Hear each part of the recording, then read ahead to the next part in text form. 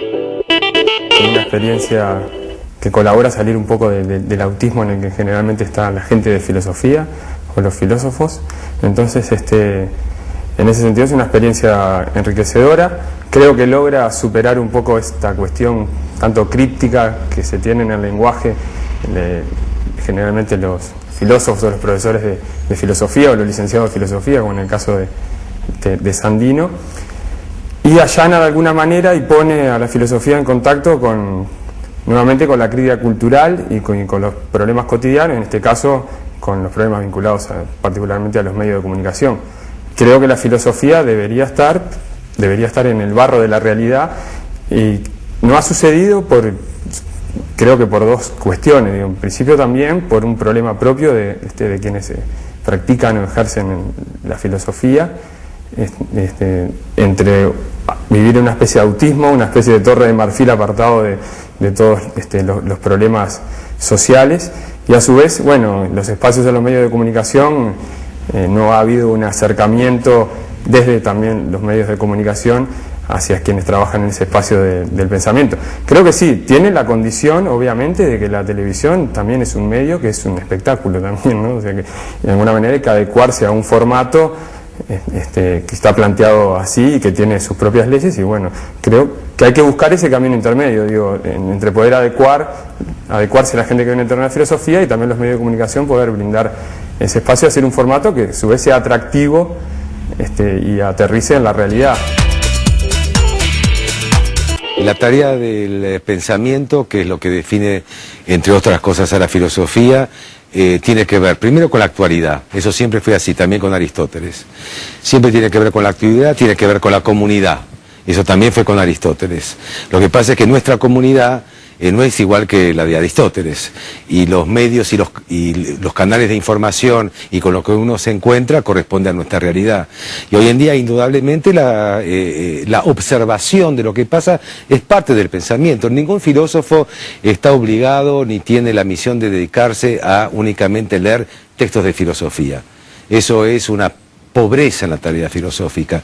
Ningún filósofo de la tradición filosófica, los clásicos principalmente, tuvo como misión, como tarea, como trabajo, leer a otro filósofo, sino pensar su tiempo. El que se dedica a la filosofía no es encerrarse con un texto de Platón, es asumir el mismo desafío que tuvieron los filósofos en su tiempo, que es pensar la actualidad.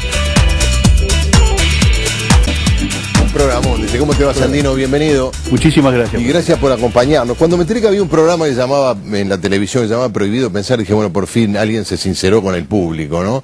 Sí, pero... sí, claro. Es una buena consigna. Por lo menos mientras dura el programa no se puede pensar. Ahí está.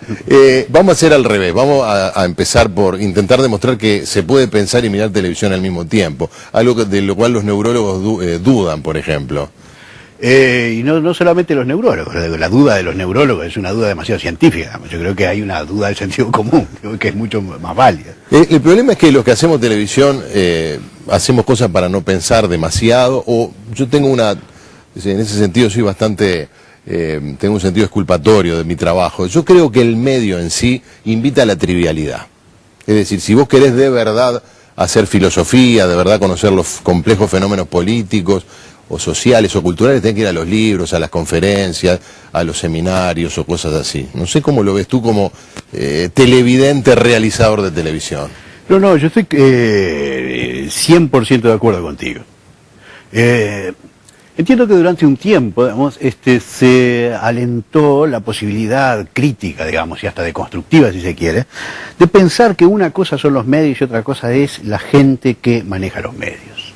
De tal forma que bastaba cambiar esa gente mala, mediocre o tonta por gente buena, astuta y qué sé yo, para tener un buen medio. Ahora, el problema, creo yo, es que estructuralmente el medio está herido. Supongo que hay cierta lesión que proviene de la arquitectura misma de los medios, de lo que Heidegger llamaba ontología de actualidad, que tiene que ver efectivamente con una vocación, con un deseo, con una voluntad de apropiarse de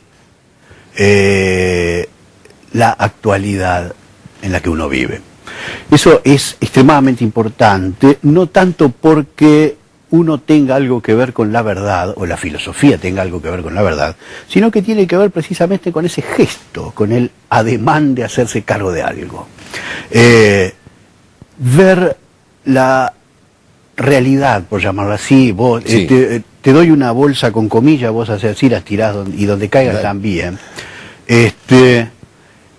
De eso que conmovedoramente llamamos realidad, digamos, ese pacto social complejísimo, digamos, que es la realidad.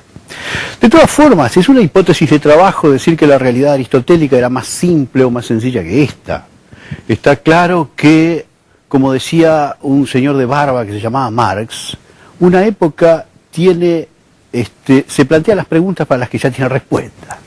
Y en cierto modo es esa especie de trampa, esa especie de après-coup, digamos, de que uno es capaz de interrogarse acerca de aquello que ya más o menos tiene un lenguaje. Es precisamente una de las claves de la ontología de actualidad. Mi lenguaje está hecho de la realidad que pretende analizar. Y precisamente en ese zócalo, digamos, es que se generaría ese pequeño milagro, digamos, llamado esa tecnología casi minúscula en la historia de Occidente y que ha sido totalmente decisiva y que se llama conciencia o yo, digamos, para ponerlo así. Está claro, por otra parte, digamos, que los filósofos no piensan espontáneamente, así como nadie piensa espontáneamente. Descartes no era un tipo que se calentaba en el fuego de la estufa con su bata y tomaba un Cointreau mientras pensaba en lo que se le cantaba. Más bien que está siempre como obligado a pensar, siempre, ¿no? Es decir, así los cerebros de ciertas zonas de la producción o de ciertas zonas de las prácticas productivas de la sociedad nunca van a estar cuestionados en su, digamos, en la razón profunda de su práctica social.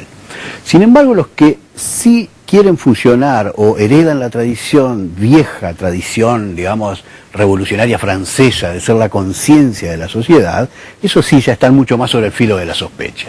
Siempre van a ser sospechosos de ineficacia, de corrupción, de burocracia, de jacobinismo, es decir, de todos los adjetivos horrendos que vos te puedas imaginar, casi todos vinculados con el totalitarismo, el mesianismo, ocupar lugares cómodos a la derecha del poder y cosas por el estilo. Lo de la derecha no se Sí, ponía sí, claro. Sin embargo, yo creo que esa especie de alegre irresponsabilidad con relación a haber descuidado, haber dejado en blanco esa función de la conciencia de la sociedad, digamos, ha sido catastrófica. Verdaderamente cada vez hay más huecos en ese lugar que antes era como el gran lugar de la filosofía. Es decir, todo el gran proyecto moderno se hizo un poco a caballo, ojo, no del intelectual, sino de un lenguaje que funciona en la promoción de ciertos tipos de agentes didácticos o docentes o como sea.